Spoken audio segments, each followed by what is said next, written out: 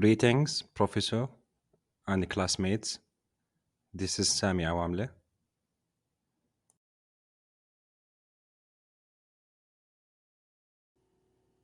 On this PowerPoint presentation, I will answer the question of Week 5 Bond Valuation Assignment, Part 1.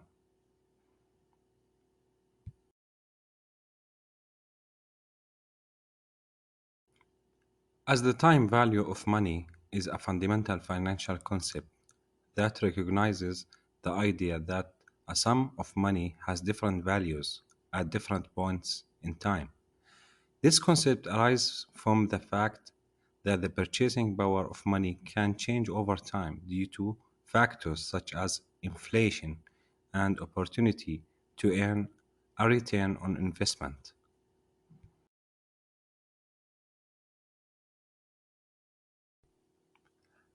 And the answers for question 1 is the market price of bond A is expected to be higher as a result of its extended maturity period. Bonds with longer maturities often command higher prices due to their heightened potential for generating financial gains. Investors exhibit a greater willingness to pay a higher price for a bond that possesses an extended maturity period. The rationale behind the selecting longer maturity bonds is rooted in the potential for investors to realize capital gains in the event of declining interest rates. By holding the bond until maturity, investors can benefit from consistent coupon and principal payments, so increasing the likelihood of achieving favorable returns.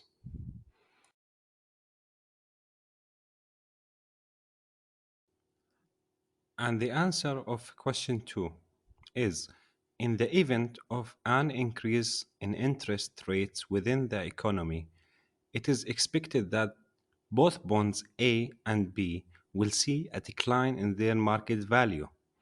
This phenomenon can be attributed to the reduced demand for bonds among investors when the prevailing interest rate in the economy surpasses the coupon rate associated with the bond.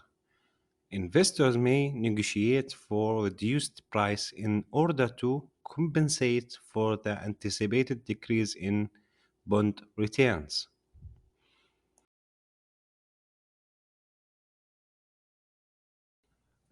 And the answer for question 3 is in the event of an increase in interest rates, the price of bond B will experience more substantial percentage change. This phenomenon can be attributed to the fact that changes in interest rate exert a more pronounced impact on bonds characterized by short-term maturities.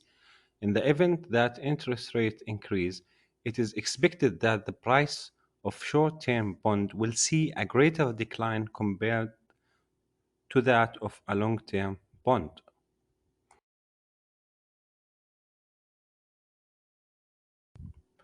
In the question number 4, I will answer with numerical examples. Consider increasing the interest rate to 10%. The determination of prices of bond A and B in the event of an increase in the yield of to maturity to 10%. So I will apply the formula for calculating bond price as you see.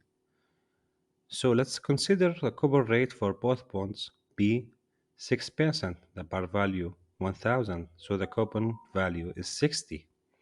Calculation of the price of bond A and B if the yield to maturity increased to 10%. So the bond A price is 764 and the bond B price is 905. The price of both bonds decreases when the interest rate of the economy go up.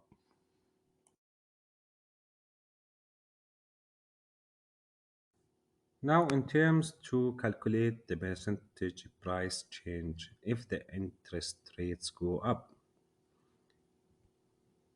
Assuming that the coupon is 6% and the par value is 1000, and the ordinal yield to maturity is 8%. Furthermore, consider a scenario where the interest rate yield to maturity is raised to 10%. So the calculation of percentage change in each month if interest rate increase is as follow. For the bond A, the answer is minus 1.36%. And for bond B, the answer is minus 1.62%. Therefore, bond B exhibit a greater percentage change in a price in response to an increase in interest rates.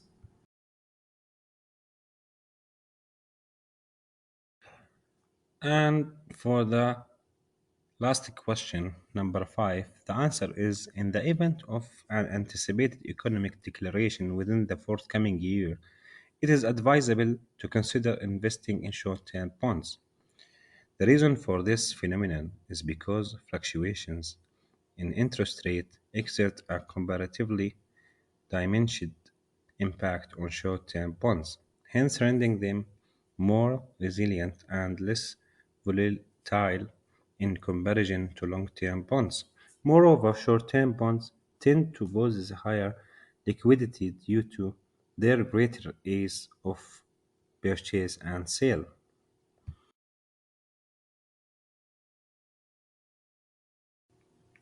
And this is the two references that I used to support the idea of my presentation.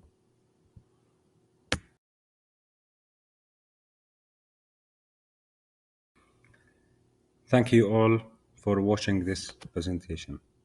Bye bye.